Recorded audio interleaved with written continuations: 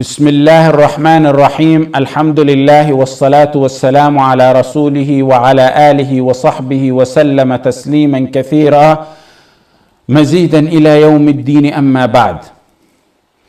All of our deeds at all times must be solely for the sake of Allah.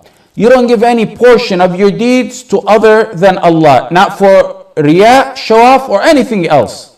وَمَا أُمِرُوا إِلَّا لِيَعْبُدُوا اللَّهَ مُخْلِصِينَ لَهُ الدِّينَ. One of the best cures for those who struggle or think they struggle with show off is to establish in your heart that in the simple world, people run into trials and tribulation by the qada and qadar of Allah. And everyone here and everywhere can tell you of times where people turned away in minor and major difficulties they went through. People turned away and left them alone. If they're not going to stand in the simple world, why would you give them some of your most valuable assets, your deeds, when the only one who will be there for you and worthy of your deeds is Allah subhanahu wa ta'ala, both in this life and in the life after?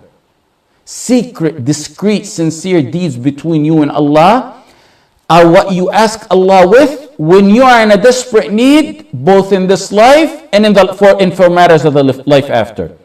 You know the story in Sahih Muslim of the three men who sought refuge in a cave when it began to rain. As they entered the cave in Sahih Muslim, it closed upon them.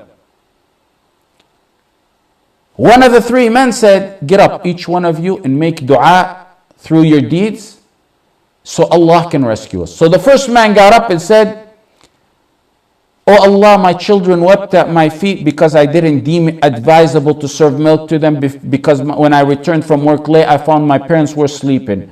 Oh Allah, I remained at my parents' head as my children wept all night long until daylight broke out and I fed them. Then I fed my kids. Oh Allah, if I did that for your pleasure and in your sake only, grant us riddance from this trouble that we are in, oh Allah." And the rock slipped away a little bit, but not enough for any of them to leave.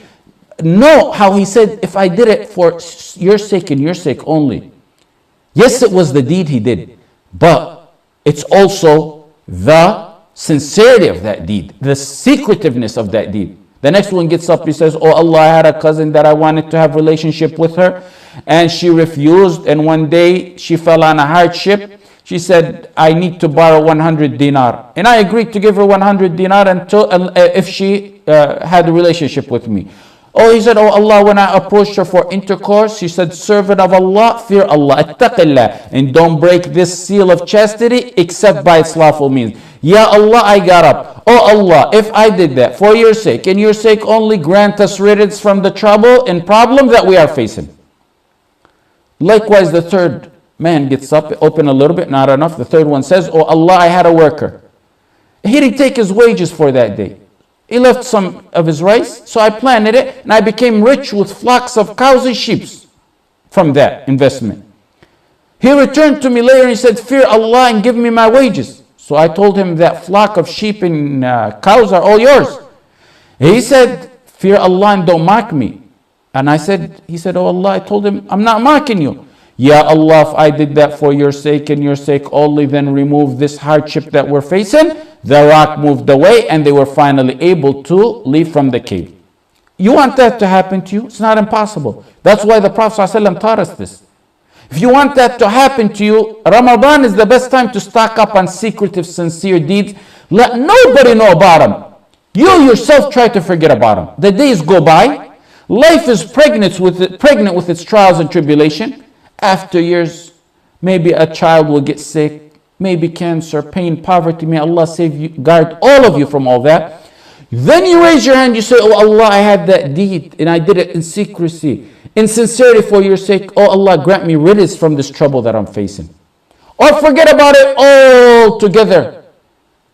And let Allah remind you of it when it's placed in your scale on the balance on the judgment day. Wallah al-azim, Allah will remind you of it.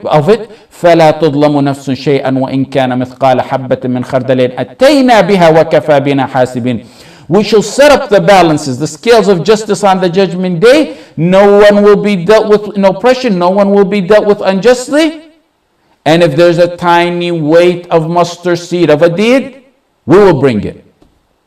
Ibn al-Qayyim rahimahullah said, Deeds without sincerity are like a traveler who carries a water jug full of dirt. Carrying that jug burdens him and doesn't bring him no benefit. What a statement. What an amazing statement. Deeds without sincerity are like a traveler who carries a water jug full of nothing but dirt. Carrying it burdens him and brings no benefit. What does dirt, sand, do to someone who has nothing but sand in a desert? Dawood ibn Abi Hind fasted for 40 years. His own wife didn't know about it. He was a will maker. And his wife would prepare some food for him and send him off when he leaves to work. He would give it to a poor man in the market and return at night after Maghrib to break his fast with his wife. The people in the market think that he ate with his wife. And the wife thinks that he ate from that which she prepared for him, which he gave for a poor man. Sincerity. Sincerity. That's what it was about. He prayed Qiyam for 20 years. His wife didn't know about it. Ikhlas. Ayyub al-Sikhtiyani used to pray the entire night. And then a few moments before Fajr, he would raise his voice in recitation in Quran. So people would think he got up just a few moments before Fajr, when he in reality never even got sleep all night long. Hassan ibn Abi Sinan, his wife said, my husband used to trick me like we parents trick their kids. He used to trick me to sleep. And when I sleep, he get up and pray. One time she caught him, she said, Abu Abdullah, with his kunya, why do you punish yourself like this? Easy on yourself. He said, woe to you, woman. You want me to sleep? I'll sleep. And I'm going to sleep and get my rest on a day when I'll never wake up from my sleep. Zayn al-Abidin, the great-grandson of Ali ibn Abi Talib, Zayn al-Abidin ibn Ali radiyallahu anhu, he used to feed poor people in Medina for 10 years. Nobody knew who was bringing them food. Every day in the morning, they'd find food in front of their houses. When Zayn al-Abidin died, they figured out it was him because no longer did they get any food. And more so, when they washed him and shrouded him, they found marks on his back from carrying the bags to the poor people. Al-A'mash said, I visited Ibrahim al-Nakha'i and he began to read Quran and he constantly read Quran. Whenever he had guests, he'd quickly put the Quran and hide it away, and he would tell me, confide in me, I don't want people to see that I'm reading Quran. What a difference. What a difference between them and those who never sweat for the sake of Allah yet bolster about it. Those who bolster about a simple little khutbah they gave, or a couple orphans they sponsored, or maybe a 5-minute talk, or just going for the Taraweeh 2-3 nights out of Ramadan. It's usually those with such deeds that they bolster about that have no effectiveness or no sincerity. And it's those with secret deeds that have the effective, sincere deeds. Ibn al-Jawzi, rahimahullah, said Abdullah ibn al-Mubarak, who died 181 years after the Hijrah, he was a sincere master who feared losing sincerity of his deeds if people knew about his deeds or if they praised him. Na'im ibn Hamad said, when Ibn al-Mubarak read a hadith, he would cry like a camel or a cow when they're being sacrificed, the noise they make when they're being sacrificed. Sufyan al-Thawri said, I wished for 1 year of my life I could do the deeds that Ibn al-Mubarak, rahimahullah, did. He said, I couldn't even do 3 days worth of what Ibn al-Mubarak does. Ibn al-Mubarak, a worshipper, Abdullah ibn Mubarak, an imam in knowledge, a man who put his knowledge into action, beneficial knowledge, a mujahid.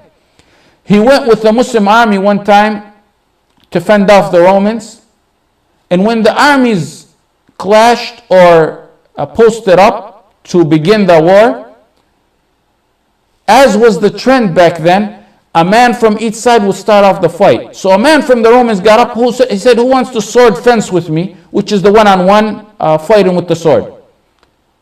One Muslim stood up to him, fought him for a while. He was wounded and the Roman Ilj killed him. A second man, Muslim, went up to him. Same thing happened. Third man, got killed. Same thing. The fourth man fought him for some time and killed him. The people crowded around this heroic man to see who he was. Abd ibn Sulaiman said, I was among those who crowded around this hero to see who he was.